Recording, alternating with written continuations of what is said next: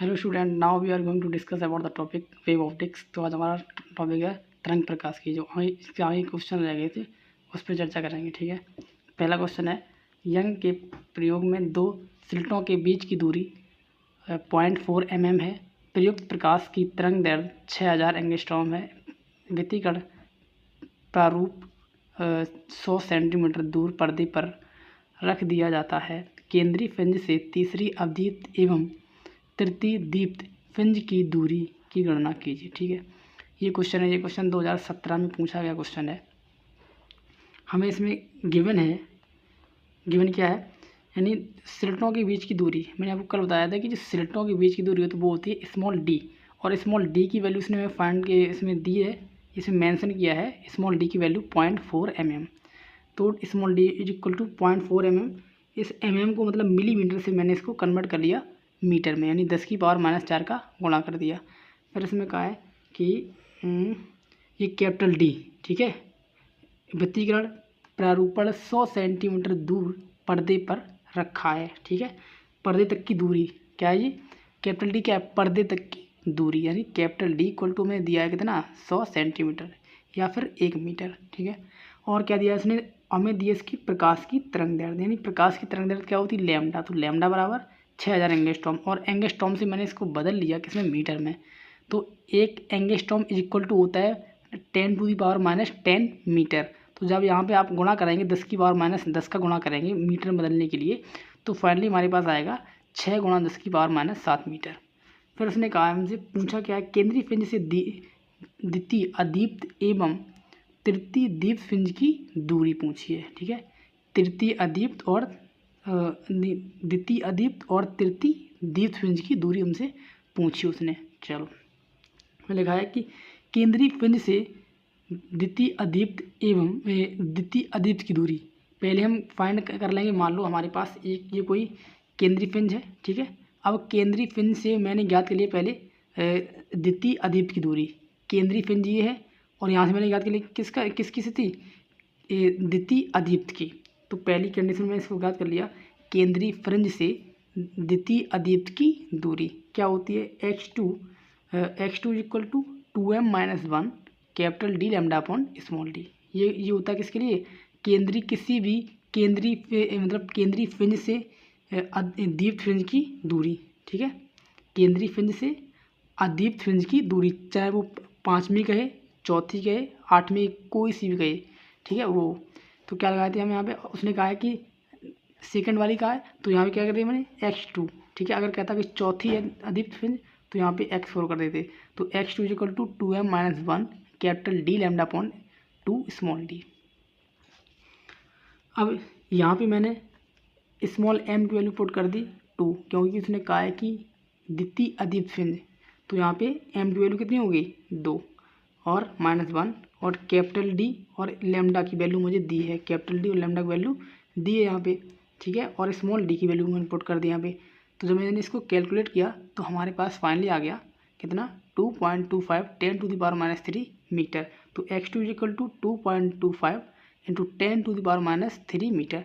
तो ये हमारे पास क्या आया है, केंद्रीय फ्रिंज से द्वितीय अदीप्त फ्रिंज की दूरी आई है। ठीक है, अब हम फाइंड कर लेंगे केंद्रीय फ्रिंज से तृतीय दीप्त फ्रिंज की दूरी। पहले मैंने ये फाइंड किया, फिर अब फाइंड करेंगे हम ये। तो यहाँ में लिखा है केंद्रीय फ्रिंज से तृतीय दीप्त फ्रिंज की दूरी। अब देखो, तो x3 यहाँ क्या तृतीय है, तो यहाँ पे x3 हो गया 3, x3 इज इक्वल टू, और दीप्त फ्रिंज के लिए फॉर्मूला होता है xm बराबर m capital D lambda upon small D, दीप्त के लिए, और अदीप्त के लिए ये होता है। इसलिए मैंने लिखा है केंद्रीय फ्रिंज से तृतीय दीप्त फ्रिंज की दूरी x3 is equal to m D lambda बटे स्मॉल डी, और यहाँ पे इन सब की वैल्यू पुट कर दी। अब यहाँ पे m की वैल्यू क्या है, तृतीय 3 है ना ये, तो इसलिए मैंने m की वैल्यू हाँ 3 रख दी, और बाद बाकी मान आपकी वही है, d और स्मॉल डी लैम्डा की वैल्यू वही है। तो मैंने यहाँ पुट कर दी वैल्यू, तो हमारे पास आया 9/2 10⁻³ तो x3 बराबर हमारे पास आ गया 4.5 10⁻³ मीटर। ये हमारा फाइनल आंसर आ गया। अब देखो सेकंड क्वेश्चन है,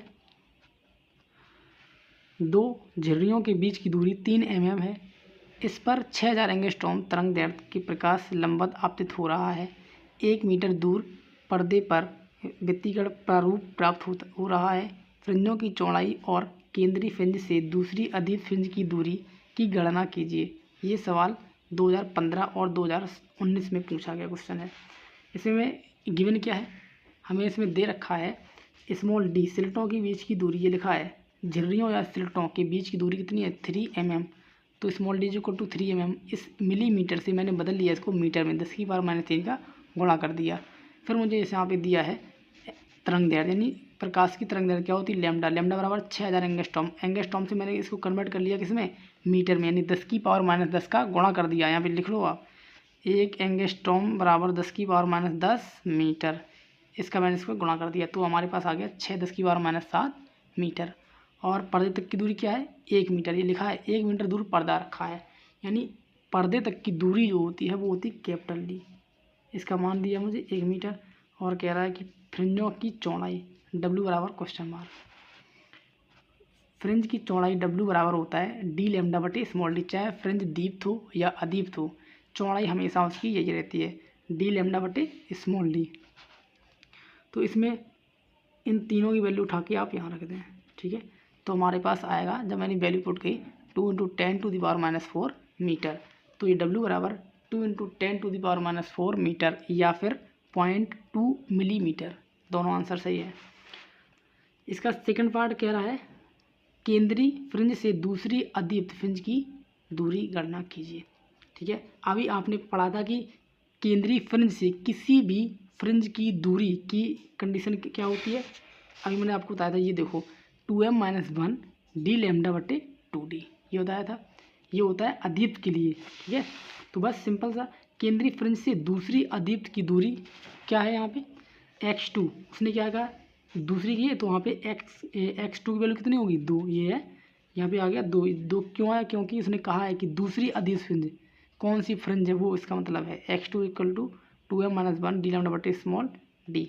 ये अब यहाँ पे आप वैल्यू पुट कर दें, तो मैंने यहाँ वैल्यू पुट की, तुम्हारे पास आ गया फाइनली 0.3 mm मतलब मिलीमीटर, ठीक है। अगला question number third. Question number third कह रहा है यंग के द्विक रेखा छिद्र प्रयोग में रेखा छिद्रों के बीच की दूरी 0.2 mm तथा 1.6 मीटर दूर रखा है। केंद्रीय दीप्त फ्रिंज तथा चौथी अदीप्त फ्रिंज के बीच की दूरी 1.8 सेंटीमीटर प्रक्षेप है। प्रयुक्त प्रकाश की तरंग दैर्ध्य ज्ञात कीजिए। ये सवाल 2015 और 2017 में पूछा गया क्वेश्चन है। हमें इसमें दिया क्या है, दिया है हमें गिवन में कैपिटल डी बराबर 1.6 सेंटीमीटर। अब ये देखो ये लिखा है यहाँ पे कि छिद्रों के बीच की दूरी ये है, ठीक। और पता है आपको कि छिद्रों के बीच की दूरी यानी स्लिटों या छिद्रों या झिर्रियों के बीच की दूरी स्मॉल डी होती है। Small D = 0.2 mm। इस mm को मैंने बदल दिया किसमें मीटर में, 10⁻³ का गुणा कर दिया। तो फाइनली हमारे पास आया 2 10⁻⁴ मीटर, ठीक है। और उसमें क्या है कि पर्दे तक की दूरी ये लिखा है तथा इतने मीटर दूर पर्दा रखा है, यानी पर्दे तक की दूरी क्या होती है कैपिटल डी। तो कैपिटल डी बराबर 1.6 मीटर, ये क्या दिया मीटर में 1.6 मीटर। और उसने कहा है कि x4 = है हमारे पास 1.8 सेंटीमीटर। इस सेंटीमीटर को मैंने बदल लिया मीटर में, ठीक है, 10⁻² का गुणा कर दिया। और उसने कहा कि लैम्डा = क्वेश्चन मार्क, लैम्डा हमसे पूछा तरंग दैर्ध्य।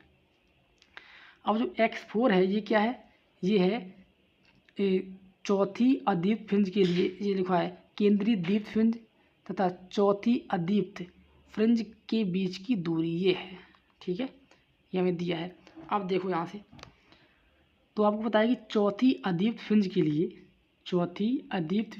लिए x4, अब पता है कि आपको कि अदीप्त फ्रिंज की कंडीशन क्या होती है 2m-1 डी लैम्डा बटे 2d, ठीक है। ये होती है अदीप्त के लिए, ठीक है। और दीप्त के लिए अलग कंडीशन, आपको दो ही कंडीशन में दी हैं, 2 कंडीशन याद रखनी है, एक अदीप्त के लिए और एक दीप्त के लिए। बस अदीप्त के लिए ये होगी और दीप्त के लिए अलग होती है। दीप्त के लिए होती है ये m डी लैम्डा बटे स्मॉल डी, और अदीप्त के लिए ये। बस आपको 2 सूत्र इसमें याद रखने और एक फ्रिंज की चौड़ाई का। देखो ये आ गया हमारे पास, तो लिखा मैंने चौथी अदीप्त फ्रिंज के लिए यहाँ चौथी का है, तो यहाँ पे m की वैल्यू 4, तो x4 इक्वल टू और m capital D lambda small d की वैल्यू यहाँ मैंने पुट कर दी। ठीक है, जिसकी वैल्यू आपको दी है उसकी वैल्यू आप पुट कर दें यहाँ पे। देखो यानी m की वैल्यू क्या है 4, तो 4 पुट कर दी। कैपिटल D की वैल्यू कितनी, अब कैपिटल D की वैल्यू मैं बाद में पुट करूँगा। ठीक है, ये कर दिया मैंने। तो हमारे पास यहाँ से मुझे चाहिए क्या है लैम्डा, तो यहाँ से मैंने लैम्डा की वैल्यू फाइंड कर ली। इसके बड्डे कर लिया मैंने एक, और इसका कर दिया क्रॉस मल्टीप्लिकेशन, इसका गुणा इसमें कर दिया, इसका इसमें कर दिया। तो हमारे पास यहाँ से आ गया लैम्डा बराबर x4 2 small d upon 7 capital D। अब यहाँ पे आप वैल्यू पुट कर दें, किसकी, x4 की वैल्यू आपको पता है। ठीक है, और स्मॉल d की वैल्यू आपको पता है, और कैपिटल D की वैल्यू भी आपको पता है। ठीक, अब इन तीनों की वैल्यू उठा के आप यहाँ पे रख दें। जब मैंने यहाँ पे वैल्यू यहाँ पुट की तो हमारे पास कुछ ऐसा सिनेरियो आया। ये जब इसको आप कैलकुलेट करेंगे तो आएगा 18/7 गुणा 10⁻⁻6 मीटर।